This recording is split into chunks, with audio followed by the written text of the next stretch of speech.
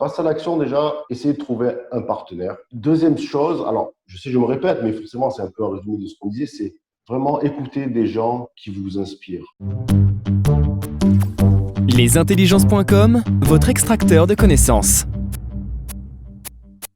Pourquoi c'est si important d'avoir les fondamentaux, comme tu dis, sport, l'hygiène de vie, les rêves, les projets, le travail, pourquoi c'est si important? C'est important parce qu'en fait, des fois on s'en rend pas tout le temps compte, mais tout est lié. C'est-à-dire que, bon, là je vais rien dire extraordinaire, mais on le sait, mais si physiquement tu n'es pas bien, mentalement tu n'es pas bien, et inversement.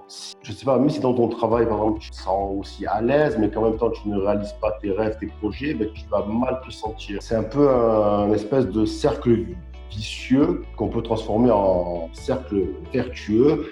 C'est-à-dire que pour changer vraiment dans la vie, pour te sentir mieux, eh bien, il faut tout changer. Et j'ai mes amis, les amis qui m'intéressent, ça me suffit.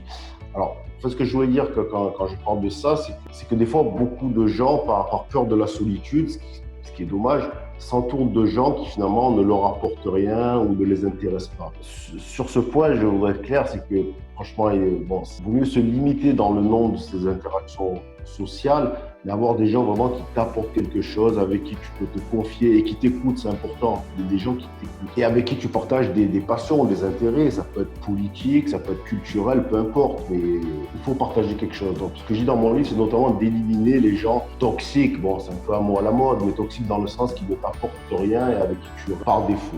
Mais surtout, l'important au niveau de la vie sociale, c'est aussi avec soi-même. C'est apprendre à vivre avec soi-même, apprendre à s'aimer, à réussir à s'occuper, à ne pas s'ennuyer. Pour survivre, il devait passer à l'action. Aujourd'hui, pour survivre, finalement, on n'a pas grand-chose. On n'a rien à faire.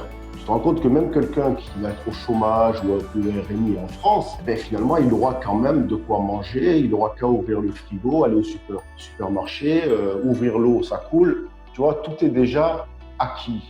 Il n'y a plus d'efforts à faire. Donc, le problème, c'est que l'homme moderne doit, j'allais dire, se réapprendre. C'est pas le mot, mais se Inventer.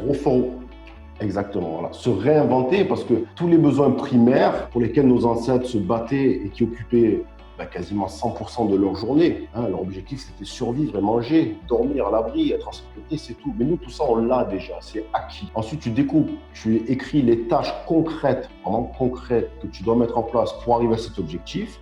Et ensuite, ces tâches, eh bien, qu'est-ce que tu fais? Tu les mets dans un agenda concret. Un agenda au niveau global, par exemple. Allez, mon agenda à long terme, ça va être dans 6 mois, je parle bien en anglais. Maintenant, cette semaine, quel est mon objectif? Cette semaine, c'est j'appelle l'université, je m'inscris à un cours. Deuxième truc, ce soir, à partir de maintenant, je regarde que des films en anglais, etc., etc. Voilà, c'est bien d'avoir une petite routine quand même, matinale, pourquoi pas. Bon, après, moi, j'en change régulièrement.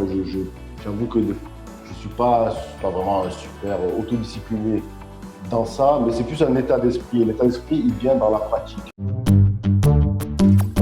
Inscrivez-vous maintenant pour profiter de 4 jours offerts à notre plateforme.